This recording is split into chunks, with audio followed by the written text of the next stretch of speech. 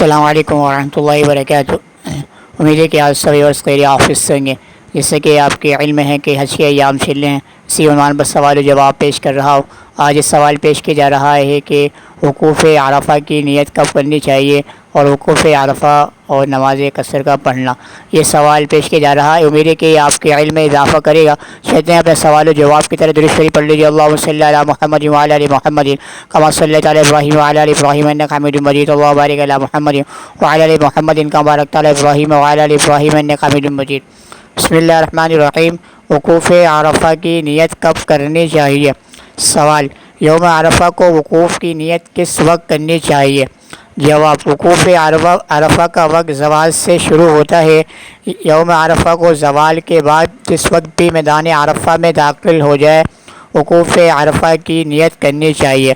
اگر نیت نہ بھی کرے اور وقوف عرفہ وقوف ہو جائے تو فرض ادا ہو جائے گا۔ میدان عرفات اور نماز قصر۔ سوال: حج میں عرفات کے میدان میں جو پیش امام صاحب مسجد نمرہ میں نماز پڑھاتے ہیں، سنا ہے چونکہ وہ بظاہر مقیم ہوتے ہیں، اس لیے ان کا نماز کو قصر کر کے پڑھنا صحیح نہیں، لہٰذا حاجی حضرات الگ سے اپنی جماعت کر لیا کریں۔ اور اب یہ بھی سنا ہے کہ سعودی حکومت نے یہ انتظام کیا ہے کہ وہ پیش امام صاحب مسافر کی حیثیت رکھتے ہوں۔ برائے مہربانی اس سلسلے میں تفصیل سے ارشاد فرمائیں۔ جواب: حنفیہ کے نزدیک اگر امام مقیم ہو تو اس کی ابتدا میں پوری نماز پڑھی جائے گی، اور سعودی حضرات کے نزدیک مسجد نمرہ میں قصر کرنا مناسک حج میں سے ہے، اس لیے امام مسافر ہو یا مقیم ہر حال میں قصر کرے گا۔ سنا ہے کہ امام ریاض سے لایا جاتا ہے، اس لیے حنفیہ کو اس کی ابتدا میں قصر کرنا صحیح ہے، لیکن اس کی تحقیق نہیں۔ جب تک یقینی بات نہ ہو اس پر فتویٰ نہیں دیا جاتا، اس لیے احناف کو چاہیے یا تو امام کے بارے میں تحقیق کر لے وہ مسافر ہے یا نہیں، یا اپنی نماز الگ پڑھے، مسجد نمرہ کے امام کی اقتداء نہ کرے۔ تو یہاں پر سائل محترم کی طرف سے سوال پیش کیا گیا کہ وقوف عرفہ کی نیت کب کرنی چاہیے؟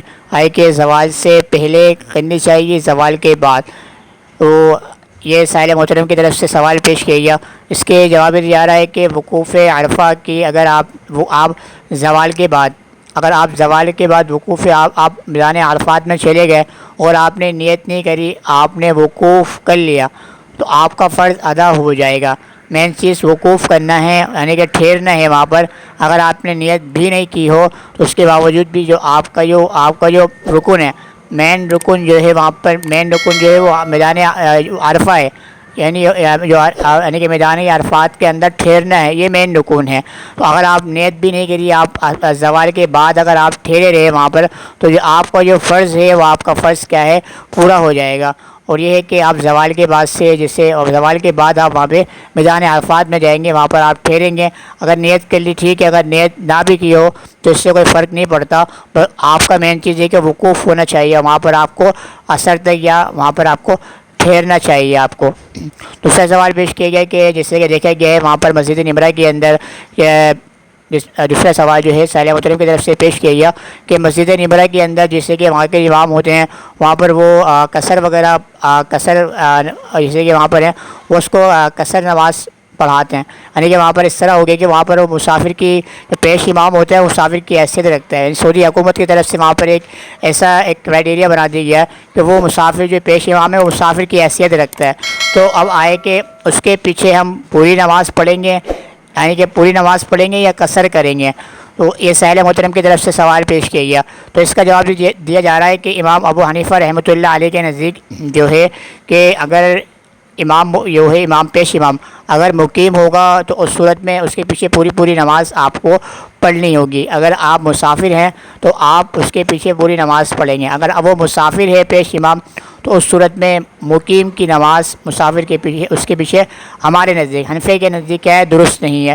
تو پہلے چاہیے کہ آپ وہاں پر معلوم کر لیں کہ آئے کہ جو پیش امام ہے، آج کل جیسے کہ کہا گیا کہ ریاض سے جو امام ہے وہ ریاض جو ہے وہاں سے لایا جاتا ہے پیش امام، اور وہ عام طور پہ مسافر ہی ہوتا ہے۔ تو ہمارے نزدیک مسئلہ یہ ہے کہ قصر اگر امام مسافر مقیم ہوگا تو پھر اگر پیچھے پڑھنے والا ہے مسافر تو مسافر کی نماز مقیم کے پیچھے ہو جائے گی، مگر وہاں پر سب سے بڑی بات یہ ہے کہ وہاں پر وہ قصر کرتے ہیں، وہ امام کو جو پیش کرتے ہیں وہ مسافر کی حیثیت سے پیش کرتے ہیں، یعنی کہ 2 رکعت پڑھتے ہیں قصر کی، مگر وہ ہمارے نزدیک، حنفیہ کے نزدیک وہ کیا ہے، ٹھیک نہیں ہے۔ ہمارے نزدیک یہ ہے کہ اگر امام مقیم ہوگا تو پھر مسافر جو ہوگا پوری پوری 4 نمازیں پڑھے گا۔ اگر امام مسافر ہے تو اگر پیچھے پڑھنے والے ہیں وہ مقیم ہیں، اس کے پیچھے مقیم کی نماز مسافر کے پیچھے پڑھنا درست نہیں ہے۔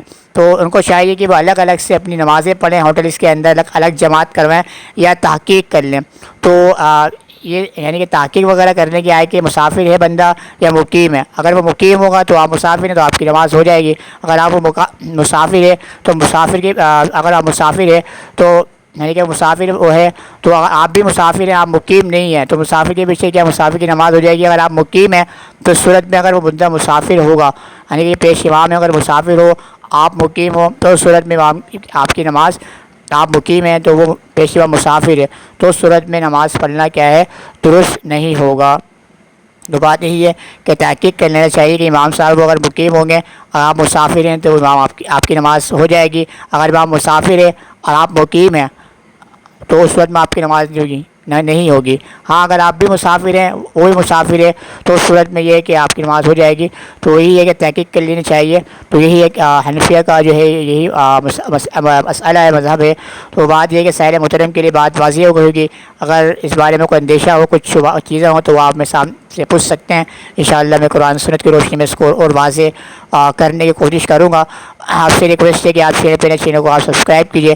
فیس بک پہ آنلائن قرآن مجید کلاسز کے نام سے، انسٹاگرام پہ محمد زید کے نام سے، اسنیک کے نام محمد زید کے نام سے میری آئی ڈی مینشن ہے، اس کو بھی فالو کر سکتے ہیں۔ کل انشاءاللہ اسی عنوان پر سوال و جواب کے ساتھ آپ کے سامنے حاضر خدمت ہوں گا۔ میں آپ سے اجازت چاہتا ہوں۔ السلام علیکم ورحمۃ اللہ وبرکاتہ۔ ٹیک کیئر، اللہ حافظ۔